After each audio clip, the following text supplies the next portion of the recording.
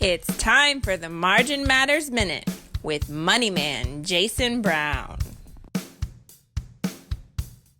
All right, Jason Brown here with another edition of the Margin Matters Minute. Thank you so much for stopping by. Today's topic is what is the wise thing to do with your stimulus check money and your tax return money. So coincidentally, we're right in the middle of tax season. I'm filming this in the middle of March, so right in the middle of tax season in America. And the average tax return for Americans is $2,700, and about 75% of Americans receive a tax return every year. So on top of the normal tax returns that most of us get, we also have the latest stimulus bill package that has been signed into law by President Biden. And this one is actually the largest one to date, which is going to be sending $1,400 checks to a lot of Americans who qualify, as well as dependents, right? So that means the average family of four would get $5,600 from the stimulus check money, as well as $2,700 on an average tax return. So if you average those together, or if you add those together, I should say, that's $8,300 that the average typical family of four might be in line to receive. So if you're like me, that's a large chunk of cash to receive at the same time. So the idea is, what is the wise thing to do with this large sum of money that should be coming your way over the next few months from the American government? So, first disclaimer is, if you have been hit by the pandemic, meaning you lost your job, you're on unemployment, maybe you were furloughed or had to take a pay cut, or maybe had to go from full-time to part-time, anything like that, where you have lost income over the last year and you are in definite need of this money from the government, you're going to want to look at your top three most vital needs are obviously going to be your housing costs, your transportation, and your food. So that's what you want to use that money for. You got to keep the roof over your head, pay your rent or your mortgage. Obviously, you're going to need a car to get around. Transportation is important. Pay gas, car insurance, stuff like that. Keep your car maintained. So use the money for that. And of course, we all need to eat to live. So you have to buy food for yourself and maybe your family, kids if you have some. So those are going to be your three staples that you want to use your money for. Now, the rest of this video is really targeted toward those who are still fortunate enough to have a job that's paying them their regular income. And so this stimulus money and tax return money could be considered extra money or kind of like a bonus, if you will. So the idea is, what is the wise thing to do with this? So I came up with a very short list of some things that I wanted to share with you. So obviously, the first thing that most people would say is, hey, I've got some extra money. Let me pay off the debt. I've got some debt. Let me just pay down this debt. So that's obvious. That's always smart to do. Just get out of debt, right? So what you want to do is look at your debts. Which ones have the highest interest rates? So you might have several different credit cards, and they're all going to have different interest rates. Look and see which one has the highest interest rate, and I would focus on knocking those out first. Maybe you have student loan debt, or a car loan, or any other consumer debt that you might have. Just take a look at what those interest rates are, because you might find that you're paying really high interest rate on a credit card. Some of these credit cards are 20 to 30% interest rates these days, which is criminal in my opinion. So look at those and try to knock those out first, right? So the next thing is, number two, is savings, right? Build your savings account, your emergency fund. I kind of use those two words interchangeably. We have a savings account that we just consider our emergency fund. Some people might have two separate. Some people might have a savings account and an emergency fund account separately. That's fine too. But the idea here is to build up your savings. If you don't have any savings, you want to build some savings up. An emergency fund is always good to have. I've read some financial experts say $2,500 is a good starting point. There's other people that say $1,000. Just make sure you have at least $1,000. I think it needs to be a lot more than $1,000 because every time my car breaks down, or actually I should say, anytime I take my car to the shop, it's automatically $1,000 no matter what. It's unless it's an oil change or something. But it's like you drive your car to the shop, it's $1,000. Just go ahead and plan on it. So I would say, yeah, $2,500 is a good spot to try to shoot for if you don't have any savings built up. Now, I will say these two topics are really hot button issues, right? So debt versus savings. So you hear this a lot in the personal finance world is like if someone gets a financial windfall, if they get a big bonus check from work or something like, like we're talking about tax return stimulus money. Oh, what should I do? Should I pay off the debt? Or should I save the money and build the emergency fund? What should I do? Now, there really is no right or wrong answer here. Everybody has differing opinions on this. My opinion is to do both. Just split up the money, and I'll tell you why. So if you just take the money, all the money, and just pay off your debt, hey, there's nothing wrong with that. Debt causes a lot of people a lot of anxiety and stress and stuff like that. So there's no wrong in that, okay? But why I want you to split that money up, if you don't have any savings or emergency fund money, you want to split that up because if you take all the money and you pay off all the debt and you have no money in your savings or emergency fund account, guess what happens? You're going to go right back into debt. You're going to wake up the next morning and your AC broke or your car won't start, and all of a sudden, hey, I got to get a new battery for my car or replace a starter. That's going to be a couple $100. Oh, I don't have a couple $100. I have no money in my savings account. So guess what happens? You got to swipe the credit card again.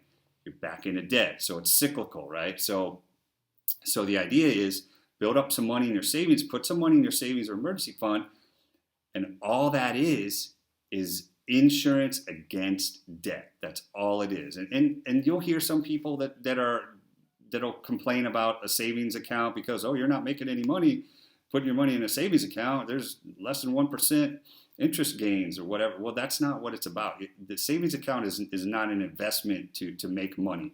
A savings account is an investment or insurance against future debt.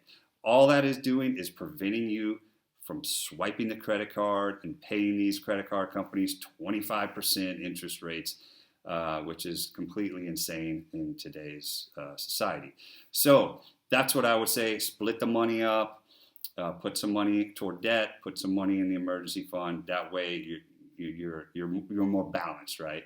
So the next one, we're moving on to number 3.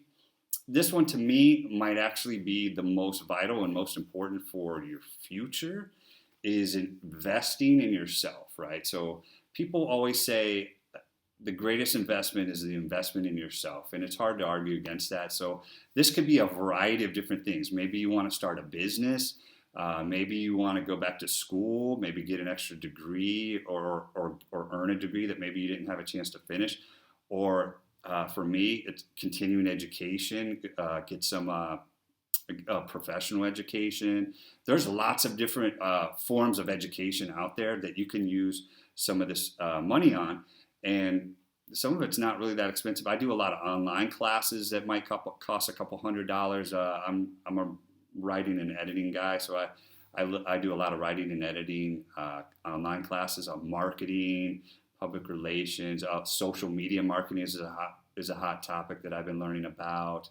I've been doing a lot of WordPress, learning how to do websites. So there's just whatever you're interested in. There's going to be an online class you can take, or there's webinars, there's conferences, there's boot camps you can do. There's all types of different types of education opportunities out there that you can invest in that will in turn help build your job skill set, your upward mobility. It will help you potentially get maybe a raise or promotion at your office. And then real quick, speaking of office, you might have the opportunity. I would actually suggest you to go to your employer first and say, hey, I want to do some, further education. Do you guys have any recommendations of any classes or programs I could do? that would relate to my job, right? That would be directly specific to your position, and your boss might even pay for it for you, or your company. They might even say, "Hey, we got this class or this training program that the company provides, and it's completely free." And that helps you. That helps you put it on your resume. That helps you for potential future promotions and stuff like that. So this is a really important one. I know there's some classes and stuff that I've been wanting to do that I just haven't had the money to do it. So if I get a stimulus check, I would potentially use some of that money to take some of these classes and hopefully, add that to my resume and LinkedIn page to make myself look better, I guess, in the job world. So those are some things to consider as well. So the last thing, number 4, is invest in assets, right? So I'm not going to go into too specific on this because I'm not a financial advisor or a planner or coach, but you might want to maybe seek one out. But I have a lot of friends that invest in real estate properties, that invest in the stock market, that invest in different types of assets that appreciate in value. So really anything that you can invest in that's going to increase in value, that is something that you might want to look at doing. Again, I'm not going to go into, hey, buy this specific stock, or you need to invest in real estate in the beaches of Florida, nothing like that. But if you're interested in any of those things, definitely seek out wise counsel through a financial planner or advisor, and maybe you can set up a meeting and say, hey, I just got this $5,600 stimulus check, and I want to invest in index funds or whatever it is in the stock market. Can you guide me and help me? Now, I know for me, like my wife, I have a 401k account and some different retirement funds. That's another thing you could do, is maybe look at setting up some retirement funds for yourself if you don't have any. My wife doesn't have a 401k or anything like that, or a Roth IRA. So we were thinking about maybe opening up one of those for her if she gets some of the stimulus money. So that's just one of the things that we're looking at doing. So that could be something that you could consider as well if you don't already have that. And the 5th and final suggestion I have on what to do with your stimulus and tax return money is to donate it. Now, I'll be honest, I don't know a whole lot of people who can simply say, I don't need money right now. But if you're in that situation, consider yourself blessed and fortunate, and start thinking about what good can you do with this extra money. So there's a lot of things that you can do. Maybe you're passionate about an organization or a charity or a nonprofit that you want to help and support, and maybe you haven't been able to help in the past. Of course, you can volunteer your time, but now you might have some extra money that you can donate to help them out as well. There are a lot of organizations and nonprofits that are in real dire need of help as a result of the pandemic. Churches, schools, talking about food banks, blood drives, blood banks, places like that, organizations like that could really use help. So if you're in a position to donate some of your stimulus money to help support those organizations, I know that they will be truly appreciative of it. And then there's other things you could think of about is like, do you have a neighbor that's in need? Do you have a friend or a family member that may have lost their job or may be having a hard time buying food or paying their utilities?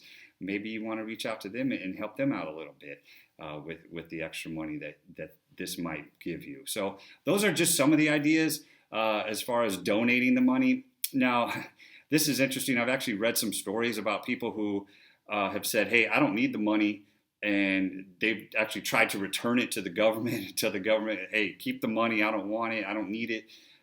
I'm not really sure how you do that or how that process works. So if anybody knows how that works, you put it in the comments below, because that's actually kind of intriguing to me that people are actually trying to return the money to the government. So that's interesting too.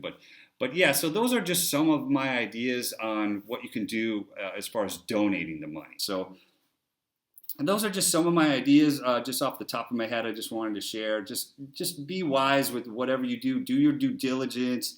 Try not to go blow it all on a new 80-inch TV or anything crazy like that.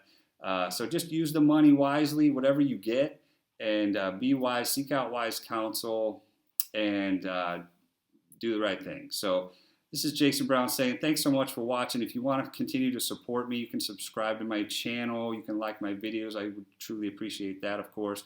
You can read my blogs on my website, yourmarginmatters.com.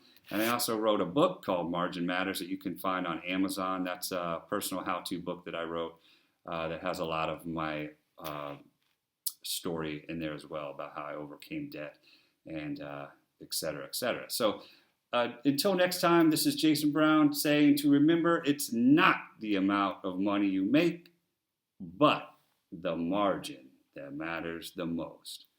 See you next time.